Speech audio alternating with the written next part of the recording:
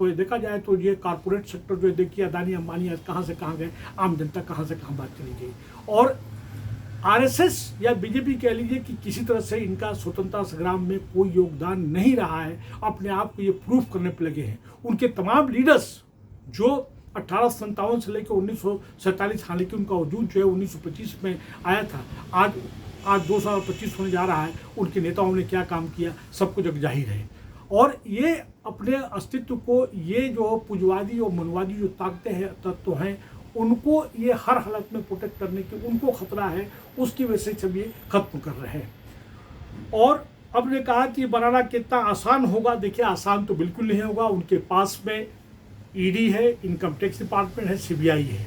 जिस तरह से उन्होंने इस्तेमाल किया है पैसे का, धन बल का, मध्य प्रदेश में क्या हुआ, महाराष्ट्र में क्या हुआ, और अभी हाल ही में झारखंड में जिस तरह से एमएलए विधायक पकड़े गए हैं, और जिस तरह से सुगवाहट ईस्टर्न स्टेट में भी किया, उन्होंने राजस्थान में किया, और वो खुद ये मानते हैं कि उनके एमएलए जो वगैरह बिकने या टूटने वाले थे, एक नेता ने तो रिजाइन कर दिया, उनको उन्हें एक्सपेल करना पड़ा। ऐसे में ये आसान नहीं होगा, क्योंकि जो पार्टी नेशनल लेवल पे सत्ता में है तो निश्चित ही तौर पे तमाम जो गवर्नमेंटल मशीनरीज है जगजाहिर हो चुका कि उनका इस्तेमाल हो रहा है या दुरुपयोग हो रहा है, और ये होगा, उन पे ऑलरेडी उनको होगा बाकायदा। जिस तरह से जो भी नेता है उनको वो छोड़ेंगे नहीं। दूसरा आपका प्रश्न ये कहना कि ईडी, इनकम टैक्स, सीबीआई की मार को नीतीश कुमार, तेजस्वी यादव झेल पाएंगे?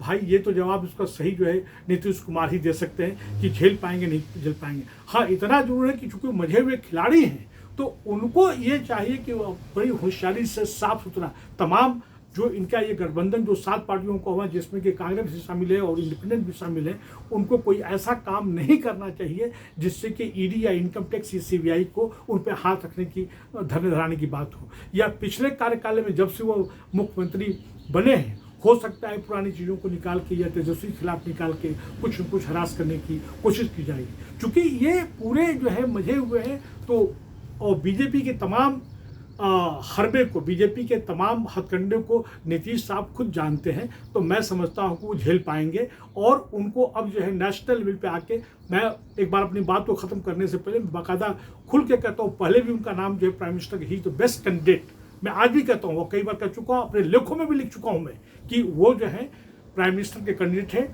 उनको वहाँ पर करना चाहिए। उसके बाद जो प्राइम मिनिस्टर कैंडिडेट है तो ममता जी हैं, उन दोनों को मिलकर काम करनी, तमाम जो सेक्युलर फोर्सेज सबको मिलकर काम करना चाहिए। आपका जावेद साहब बहुत बहुत शुक्रिया, थैंक यू। जनाब जावेद साहब और तमाम पत्रकार साथियों का प्रश्न कि नीतीश कुमार और तेजस्वी यादव को सरकार बनाना कितना आसान होगा। देखिए, जो जिस तरह के सियासी माहौल चल रहा है तो जाहिर सी बात है, चूँकि ये बीजेपी के साथ इनकी सरकार थी और उसके साथ ब्रेकअप हुआ है, ऐसे में तेजस्वी और नीतीश कुमार, हालांकि नीतीश कुमार बहुत ही मजे हुए खिलाड़ी हैं, लेकिन फिर भी बीजेपी चैन से तो बैठेगी नहीं। और नीतीश कुमार ने जो 2017 में जो गलती किया, तो उस वक्त भी लोगों ने कहा कि ये जो है अपने जयप्रकाश नारायण और कर्पूरी ठाकुर और राम मनोहर लोहिया के ये लोग जो है मूवमेंट के प्रोडक्ट हैं, उनको इस पार्टी के साथ काम करना बहुत मुश्किल होगा। ये एक तरह से देखा जाए तो उन्होंने करके बहुत अच्छा किया। जो फोर्सेस अभी आप काम कर रही हैं, ऐसे में उनके लिए उनके हित में था। आज तक बीजेपी ने जिस भी पार्टी के साथ हाथ मिलाया है वो पार्टी खत्म हो गई। आप अकाली दल की बात कीजिए, अकाली दल का वजूद खत्म हो गया। बीएसपी जो है मायावती आज खत्म हो चुकी हैं। उसी प्रकार जो आप देख लिए महाराष्ट्र में क्या हुआ, जनता दल का कर्नाटका में क्या हुआ, जो भी पार्टी के लोग उसके साथ गए उनका वजूद, उनका अस्तित्व खत्म हो गया। इसी तरह से जो भी मुस्लिम लीडर्स बीजेपी के साथ में गए, आज तो पार्लियामेंट क्या राज्यसभा में भी कोई उनका नॉमिनी नहीं है। उनको मुसलमानों का मतलब बीजेपी का कोई ऐसा मुस्लिम लीडर नहीं है जो बीजेपी की बात जो मुसलमानों के बीच में आके बात कह सके।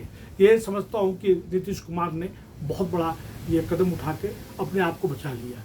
नीतीश कुमार वो राजनीतिज्ञ है, मतलब पॉलिटिशियंस हैं जिनको कि लोग जो है उनमें प्राइम मिनिस्टर होने की बात देखते हैं, नेता देखते हैं, जो कि उन्होंने ये खो दिया।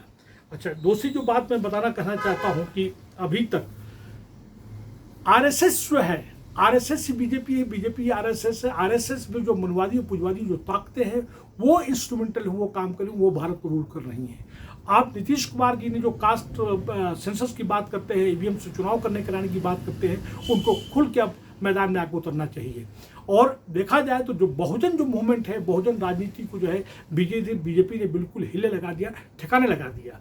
और तमाम तरह के मनवादी और पूंजवादी तत्व है, देखा जाए तो ये कारपोरेट सेक्टर जो है, देखिए अदानी अंबानी आज कहाँ से कहाँ गए, आम जनता कहाँ से कहाँ बात चली गई। और आरएसएस या बीजेपी कह लीजिए कि किसी तरह से इनका स्वतंत्रता संग्राम में कोई योगदान नहीं रहा है, अपने आप को ये प्रूफ करने पर लगे हैं। उनके तमाम लीडर्स जो 1857 से लेकर 1947, हालांकि उनका वजूद जो है 1925 में आया था, आज 2025 होने जा रहा है, उनके नेताओं ने क्या काम किया सब कुछ जग जाहिर है। और ये अपने अस्तित्व को ये जो पूंजवाद